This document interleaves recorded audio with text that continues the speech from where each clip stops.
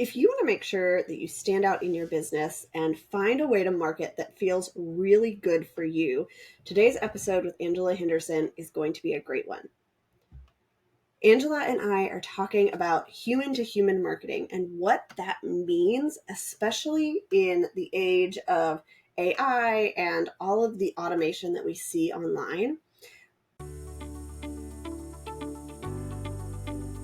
Welcome to Process to Profitability, hosted by me, Samantha Mabe. Process to Profitability centers on strategic processes that reduce costs while increasing conversions, productivity, and efficiency for creative CEO women who are growing sustainable, successful service-based businesses. We'll discuss strategies that produce sustainable profits and how to apply these processes to your small business through solo episodes and some amazing guests this season. We talk a lot about how we can stand out as business owners, and as we find a way to make a real connection, to really show up, to get to know our audience and make sure they feel seen and heard. We also talk about why this is so important for your profitability in your business. When we can make people feel seen, feel safe, feel like they belong, they are going to continue to come back to us. They're going to want to work with us. They're going to refer us. And that all leads to a more profitable business. Angela shares a couple of ways that you might do this in your business, no matter the size. And it's all about innovating and thinking about what your audience wants and the ways that you like to interact with people so that you can create an experience that helps you to stand out, but really helps you to show up as a good human in your business who is working with other humans, and why this is going to be so essential to building a thriving business, especially as we continue to see more and more marketing in the noisy online space. Angela is an international award-winning business consultant and coach, speaker, and podcaster who helps women around the world make more money by creating a personalized business strategy and mastering their mindset so that they can create a business and life they love and want to show up for every single day.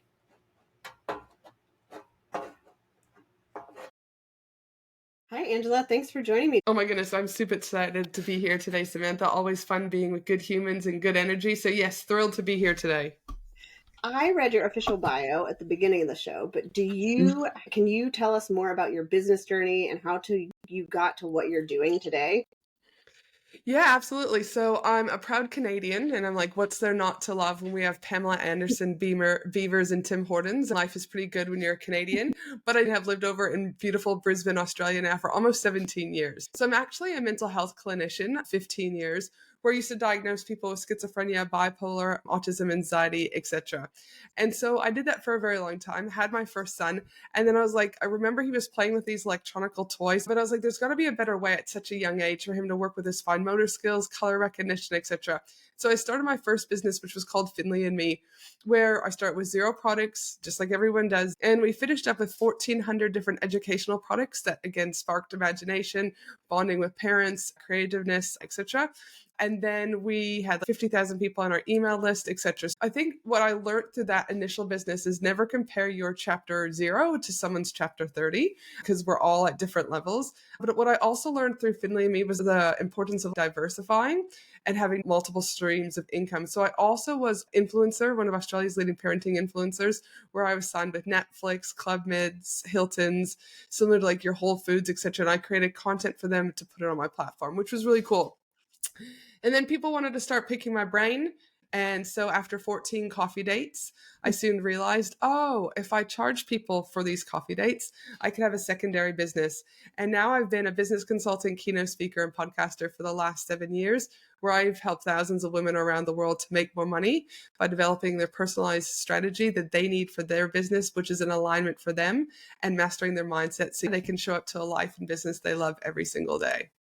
Wow, that's quite the journey. And in a lot of different types of businesses, with doing therapy and then doing products and shifting to more of an online service-based model. 100%. But I think that all those different experiences have allowed me to, like, people who have worked with different coaches before, one of my benefits is, though I'm not diagnosing anyone because that's out of the scope of my practice now, I still bring those skills that I've had from those previous roles. I think I'm able to expedite things for people in a different way than a traditional coach could. Today we're talking about human to human marketing, which is something you've talked a lot about. So can you explain what that is to start us off? Yeah, absolutely. Human to human marketing pertains to the experience and interaction one faces with a particular brand. Often we've got B2B marketing, B2C marketing. I've been talking about this topic now for about 6 years. In a world where people are selling every single day, in a world where things are noisier than ever before, I believe people need to be infusing human to human marketing, that experience and interaction one faces with a brand, more than ever before, because you're going to get left behind. If you think about how fast AI has evolved over just the last 6 months, for example, with ChatGPT and a variety of other programs, the reality of it is these programs are great and there's a place for these programs, but people don't want everything to be done by robots. People want to feel seen and people want to be heard. So when you infuse human to human marketing into your brand, what happens is you create an experience and an interaction. You become memorable. And there's a really great book by Seth Godin called The Purple Cow. And they're driving down these beautiful pastures of France, or country roads, you could say, depending on what country you're from. And he's, wow, look at the cows. There's brown cows, white cows, black cows. Over time, things just become ordinary. But if there was a purple cow as we drove by, that would become remarkable. So I want you to think about how human to human marketing, being counterintuitive and doing the opposite of what everyone else is doing and creating experience and interaction with your brand, allowing customers to feel seen and heard, allowing you to become remarkable, is inevitably going to allow you to create more money and live the life that you want. I love that.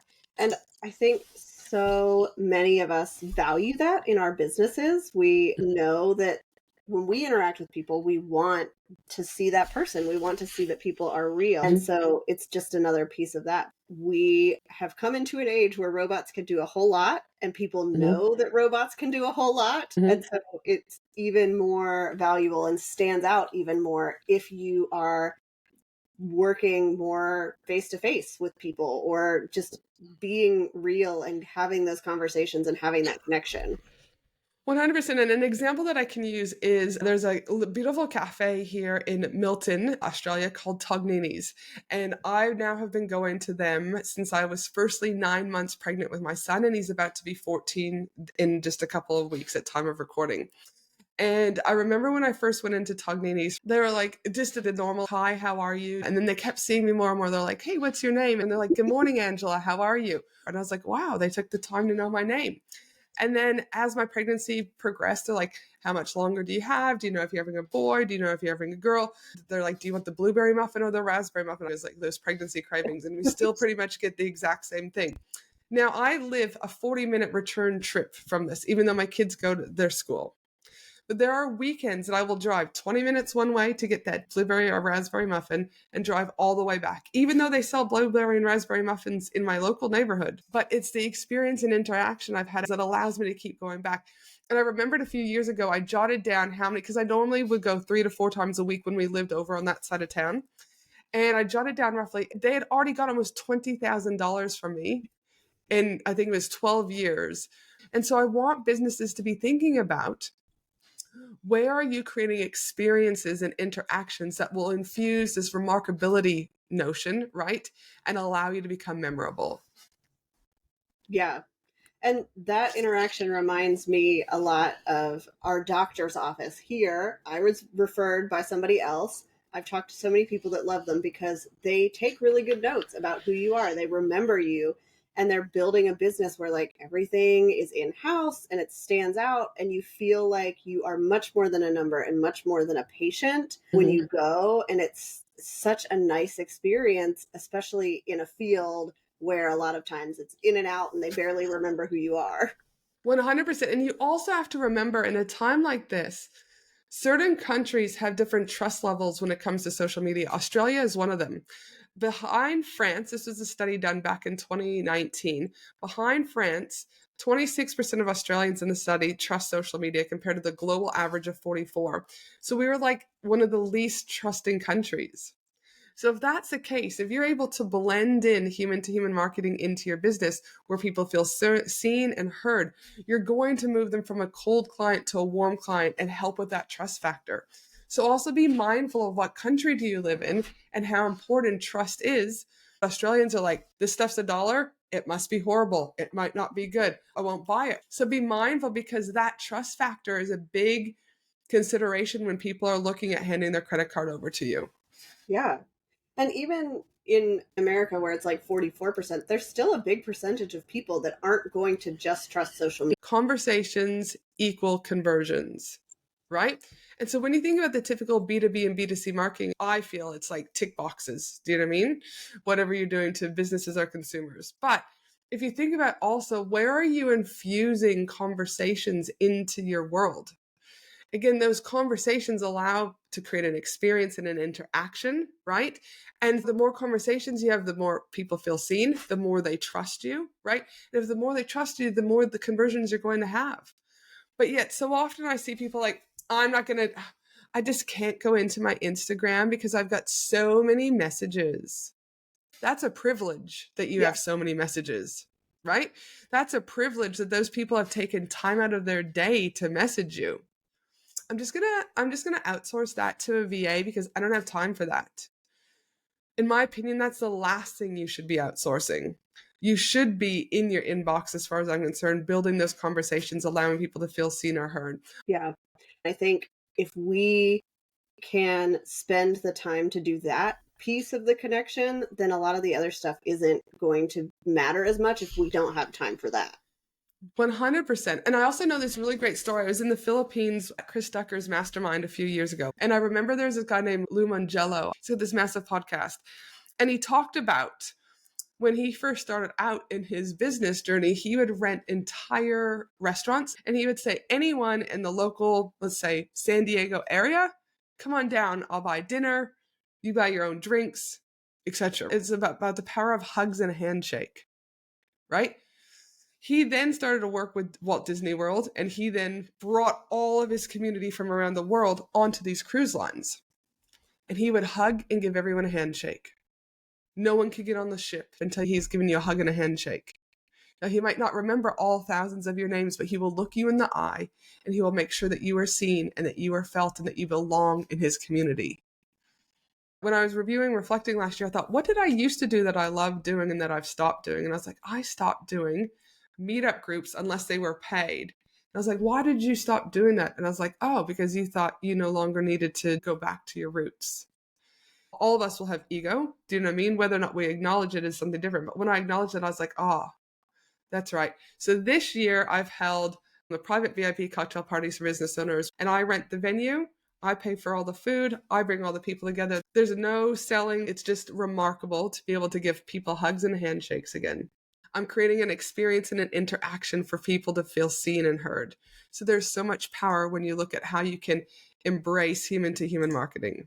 Yeah. So right now, Taylor Swift is touring the US, and all of Yes. my feeds are about how interactive she is and how much you can see how she loves her audience. And I think that is a good example here for people as well. She can sell you like multiple copies of the same album because she is real and she's building that connection even when she's on stage in front of 22,000 people. She takes the time to look at people, to listen to people, to engage with the audience. And that's another notion. People can say, yeah, but my audience is so big. Taylor Swift is one of the biggest singers around the world. She can't go and hug all, say, 50,000 people in a room. But she does a remarkable job at still making people feel like she's speaking to them. A lot of people say to me, Ange, but why do you need human marketing? There was a study done. It's one of the most amazing studies. And what they concluded was this: your customers are human. That study really wasn't done. I made that up. But your customers are freaking human beings. At what stage did you forget that they were humans? Right? And another reason why, like I said, you need human to human marketing is not only because they're humans, but again, as I said earlier on, you must stand out. You must be the purple cow.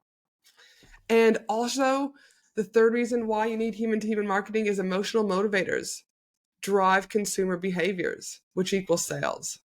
So, what emotional motivators are you bringing into people?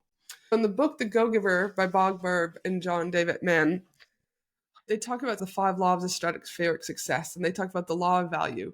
Your true worth is determined by how much more you give in value than you take in payment. The second law is the law of compensation. Your income is determined by how many people you serve and how well you serve them. The third law is the law of influence. Your influence is determined by how abundantly you place other people's interests first. The fourth law is the law of authenticity. The most valuable gift you have to offer is yourself. And the fifth law is the law of receptivity. The key to effective giving is to stay open to receiving.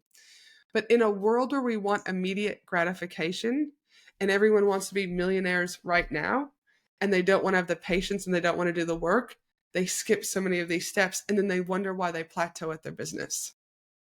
So if somebody is in their business and they want to start applying this, how can we use human to human marketing in our own businesses? Maybe something like renting out a restaurant and paying for everyone's meals doesn't make sense for where listeners are. But what are some ways that you have seen businesses do this that you recommend that we try? There's so many, but the first one that I say is, for example, I've got a Facebook community called the Women in Business Collaborative with Angela Henderson. And a lot of my mentors were like, don't spend time showing up in your groups. Don't do this, outsource it, blah, blah, blah. So I outsource the postings of things, but we still go in there and we still interact, right? We try and answer all the questions that we can. If someone leaves a comment, we'll comment. Sometimes it is me, but sometimes it is my team. The notion, though, is that you are feeling heard and seen by the Angela Henderson brand, right? So if you have a Facebook community, how are you showing up in there? Are you answering comments? Are you not answering comments? Are you encouraging people to engage? Or you have all of these rules about how people can post? How can you show up there in order to increase your visibility and reach and have those conversations? Because remember, conversations equal connection, connection equal conversions. I hop on all my discovery calls when people told me I shouldn't. People were telling me, you need to hire a sales team. Don't hop on your own calls. You can grow faster. And I was like, yeah, but if I'm going to work with someone, I want to make sure that we're in alignment with each other. I want to make sure that they get to test drive me and I get to test drive them. I run very successful masterminds. And so if I outsource that to someone else and they're driven by sales because they're a sales team and that's how they make their commission, they might just start letting any Tom, Dick, and Harry in, and therefore they compromise the group. So are you doing your own discovery calls? Are you speaking with your own people? Do you even offer discovery calls? Discovery calls might feel very exhausting for you and they might not be in alignment. Don't do them then. But still look at other ways that you can infuse human to human marketing. Another example is I work really hard to try and remember particular things about that are relevant to people. Subconsciously, Sam goes, oh, Ange noticed. She knows my brand. She had a look at things. I'm not doing it for Sam to buy anything from me. I'm just doing it because I want to be a good human. So it's little things like that. Again, you can do any day on with any client, with any prospective client, with building in a network. I also, for every new coaching call client that comes on board, we send them this personalized gift. And the personalized gift, it has the name of their business and the year that their business was established. Now, I could send them a mug with angelahenderson.com.au on it. I could send them a notebook and a pen and paper with angelahenderson.com.au on it. But is that going to be memorable? Is that going to make them feel like they're feeling seen? Am I creating experience and interaction, or am I doing it because I want my brand everywhere? Those mugs and pens and paper probably cost more to get printed than this plaque. But I tell you, there are so many women around the world that now have this. I just got a new on one-on-one client and she messaged me the other day, just yesterday actually. She said, oh my gosh, I'm sitting in my living room crying. Thank you. Thank you for acknowledging me. Thank you for showing me how far I've come in business. This plaque has shown me more than what you know. Now, it cost me $25 to send those. But guess what? My clients feel seen. They feel heard. If you're still in the infancy stages of business, pick up the phone and call your people. They will be, I can't tell you how many people are like, oh my God, I just have to pull over. I just have to pull over. I was just listening to your podcast and now what the hell is going on? So those are some of the ways that we infuse human to human marketing within our business. There'll always be more ways, but just remember, any of those touch points is around sparking conversation ultimately. Where are you sparking conversations to build connections to then help you with conversions and increase your overall growth in your business? And if you're not doing human to human marketing, I believe you'll start to fall between the cracks and become more and more unremarkable and more unseen. And in a world where things are noisy enough, stay to the truth, do what's in alignment for you, and infuse human marketing.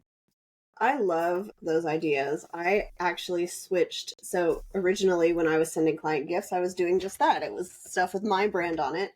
And I thought about it and I was like, if I get a mug from business, like I don't drink coffee, so I have no use for this mug. It's going to sit in my cabinet or I'm just going to donate it to the thrift store. Mm-hmm. But now I have a gifting person who goes in and she prints out like stuff with their name, their business, their logo, and that's so much more meaningful for people. And I get so many people that are like, this was so cool that like you took the time to notice my brand colors and put my name on Yes. this, because that's what people are actually going to keep. They're going to think about you when they use it, and you're just building that relationship. I took the time, I noticed these things. It feels so much more personal than just sending something with your brand or just something generic, because you actually thought about them. I think it's absolutely key. People will use the words, I'm too busy, I'm too busy. Are you too busy chasing the next lead, or should you be busy nurturing the person? My retention rate in my programs is phenomenal. Absolutely phenomenal. And I believe it's because I make them feel seen, make them feel heard, even from point of discovery call. They're on the phone with me. They're then getting welcomed on a call with me. They're then getting their gift from my team and I. It's not coincidence that people stay in my ecosystem and want to keep working with me. Now, granted, I obviously still have to have strategy and guidance and emails and funnels and all that to help them. If I didn't have that, they probably wouldn't. But I also believe people stay because of the community. I think that is such a missed kind of metric as we look at our businesses, is our retention rate, our return rate, depending on what it is that we do with our clients. And it's so much easier to sell to somebody who's already worked with you and had a good experience. So why not put your effort in those places instead of trying to figure out the latest social media algorithm change? I can tell you the amount of people that like will initially work with me and then they might buy like one of my $37 products, for example. And then they come into like my next level, which is my Profit Pillar Mastermind. Then they might come to Bali with me. Then they might take a break and then they come back and they'll say things like, Ange, I'm back because I need you back in my life because I know you're going to listen to me. To me, this isn't rocket science. To me, this isn't hard, but people make it hard because they put themselves and their needs first. Whereas like they talked about in the Go Giver, lead with value first and give to people first and you will become profitable. You said earlier, you just have to be a good human. And I think we can forget that in all of the noise and all of the advice from all these business owners that are out there. But if we can remember to just stay in our lane, serve the clients that we want to serve. A lot of people start off doing those kinds of things because we have to, as we're bootstrapping our business together. Lose that as we grow. We still need to make time and put the effort forth into making that connection, getting on the sales call, doing a phone call or a video email or something that works for us. 100%. But yet that's where ego comes into play. I don't need to do this anymore. I've made it. I'm successful. How cool would it be, for example, if I'm signing up to American Airlines and I book my ticket and I got a postcard from American Airlines being like, really excited to welcome you on board. Will you go on your next trip? What if they employed 2 or 3 people and all their job was is to write handwritten notes and get into the post office? You can't tell me that American Airlines would not boost their revenue. As people are thinking about that, where is the best place for them to reach out and follow you and learn more about what you do? Yeah, absolutely. We've got an amazing 4-day women in business retreat happening in Bali in October. We've already got 18 amazing women joining us. So if you're looking for something like that to be able to create space and just kind of review, reflect, and revise on what's going on, but also in the magical paradise of the island of Bali, head to my website, angelahenderson.com.au. Or if you're just wanting to work with me or one of my masterminds, you find everything there at angelahenderson.com.au. I always just kind of say, I want you to connect with me in a way that works for you. It could be my podcast, it could be Instagram, it could be by working with me. So the best bet always is to go to my website. Thank you so much for tuning in to this episode of Process to Profitability. I'd love it if you would leave a rating and review on Apple Podcast to help others find the show, and send me a message to let me know, what is your process to profitability? You can connect with me on my website at lemonandthesea.com or on Instagram and TikTok at lemonandthesea.